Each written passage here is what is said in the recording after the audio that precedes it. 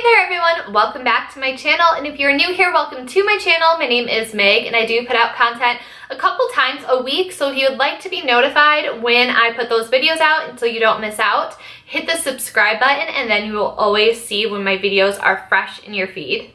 So today I have a review for you guys and I'm pretty excited, and this is about a collection that was just released at Sephora. They recently released a Minnie Mouse collection, and I was lucky enough to have this item sent to me by a friend, so shout out Ashley, thank you for sending this and passing it along my way. And it is the Minnie Mouse eyeshadow palette from their collection. But before I get into that, I want to give you guys some background. So basically this collection includes a red lipstick, which retails for $15, a set of 2 liquid eyeliners for $20, which I don't think that's actually that bad of a deal since you're getting 2, a luminizing blush, which is $22, a set of 6 brushes, which retails for $58, and by the way, the brushes are super cute. They have the black and gold polka dotted design on them. They're adorable. And then you get a lip stain set for $26, and then they sell a compact mirror for $26 as well, and the compact mirror is in the shape of Minnie's bow, so that's really adorable. And the eyeshadow palette that has 20 colors in it, and this retails for $45. So this is the packaging that it comes in, and like, they're just killing it with the packaging for this stuff because it's all so adorable. So I feel like a lot of people are drawn in by packaging, so I feel like this will be a successful collection for them. So it just comes in this really nice box. So the back of the box, it says that the technical name for this is Minnie's World in Color Eyeshadow Palette. And it just says that it contains richly pigmented shadows that are matte, shimmery, and glittery for combinations that can be worn from daytime to playtime. And you can reuse the clutch as well. So I'm going to go ahead and get this out for you guys. So this is what the actual palette looks like. It does have the gold, black, and white polka dots. And then up here, actually it fell inside the palette. It has a little charm at the top, and then it just says Sephora, and then the back is plain. So this is quite bulky. Just to give you for comparison, this is a Vice palette by Urban Decay, so it's a little bit on the bulky side. So if you're tight on space, this may not be the most practical design, but it's all about that marketing and about that packaging, and they killed it on it. So over here there is a mirror, and it just says XOXO Minnie, and up here you can tell that there's a little hole, so if you did want to remove this you could. And then also here are all the colors, and then down here is a little flap as well to remove that, so you totally could use this as a clutch if you wanted to. So the eyeshadow look that I'm wearing today, I did pull colors from this palette, and I will get to that in a minute. But first, I just want to go ahead and do swatches of all these colors for you guys so you can get an idea of what the color payoff is. And I'm not using any sort of primer or anything on my arm. I'm just swatching and wiping it on so you guys can get an idea of the quality of the shadows. I'm going to be swatching up to down and work my way across that way. And there are 4 large shadows, 8 medium, and 8 small. Alright, up first is Flirt in a Skirt, and this is a matte beige, and I would say that this is more of a lighter brown color than I would say it's a beige, and the color payoff for this worked really well. You didn't really need to pack on a lot to get a good payoff. And by the way, don't mind the puppy scratches on my arm. I was playing with my dog before I filmed this, and yeah, she definitely left some marks on me, but that is okay. So second up is Yoo-Hoo, and this is a satin green. And this came off more of like a minty color, and I wish it was more pigmented for being a satin. I was surprised that the color payoff was better for a matte than a satin. Up next is called Puppy Love, and this is a matte white beige, and this is more of like a yellowy beige color. I think that they're trying to imitate Pluto, hence the name Puppy Love. And then this is a lighter color, so I did have to pack it on a little bit more for it to be noticeable on my arm since I am so pale. But the color payoff wasn't bad for that as well. This color was a little bit more on the chalky side. And last up in the row is Miss Minnie, and this is a perfect mini red, and this is described as a pearl red. I thought the color was going to be a little more deep when I swatched it, but it did have a nice sheen. And overall, I thought the color payoff was pretty decent for this first row. First up in the second row is called Hello Mickey, and this is a really nice satin pink. I think that this is a pretty true pink color. It's definitely more on the red side and has more magenta hues to it. The second color is called Ex-Boyfriend, which is a beautiful highlight, and this is a pearl blush color, and I just really thought that this was gorgeous. And then after that is a color called Starlet, and this is a satin dusty pink color. And then this just really had light payoff to it. I struggled to really get it to show up decently. I'm not sure if I'm a huge fan of this color, if I would really ever use it for anything. And then last in the row is called Big Shoes to Fill, and this is a satin mustard color. And of course, this is after Minnie Mouse's shoes.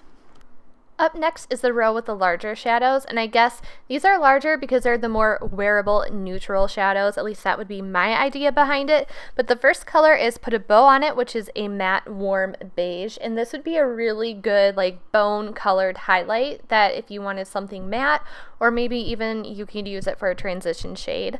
Next up is Some Like It Dot, which is a pearl gold, and the shimmer on this and the reflection was just absolutely gorgeous. And then next up is Red Carpet Arrival, which is a pearl taupe. And again, the sheen on this is just absolutely beautiful. And then the last color is called Pick Me Up at 8, which is a matte brown. And this was super deep and really pigmented. It did go on a little bit chalky, but overall, I thought the colors in the larger eyeshadows were really nice and beautiful. Starting up in the next row is an ode to Daisy, of course, and this is called Daisy Is My BFF, and it is a matte white.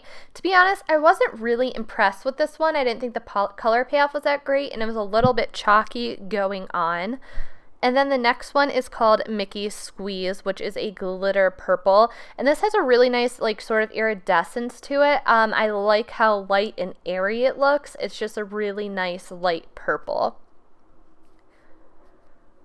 Girlish Appeal is up next, and this is definitely a true plum purple, and this is described as a satin purple. And then finally is Whoopie Party, which is a matte blue purple. And you guys, I wanted to be in love with this color. I was so excited for it because the color just looks amazing. But I'm so disappointed. As you can see, it just like went on really messy, patchy, chalky. Just the formulation of this one was really a miss. And I was so disappointed because I was the most excited about this color out of the whole palette. And then moving on to the last row, the first color is I'm All Ears, and of course it's a matte black to represent their ears. And I just thought that this could have been a little bit more black looking, but I guess I'm just used to Urban Decay's Blackout, which I think is really hard to top. And then next is called Blue Rhythm, and this is a matte powder blue. And I just thought this color was okay. I don't really see how this would really be a popular color for a palette, but I'm personally just not a fan of blue colors. And then the second to last color is called So Demure, and this is a satin navy, and this had a really nice shine and payoff to it. And then the final color is called Be My Beau, which is a matte silver, and I thought that this color was just absolutely gorgeous too. I did feel that the formulas between the mattes and satins were very inconsistent. You would think that all the satins would have the same formulation and all the mattes would, but I just felt that it varied throughout the palette. I felt that this last color, Be My Beau, wasn't as consistent as the satin before it, which was a little bit weird to me.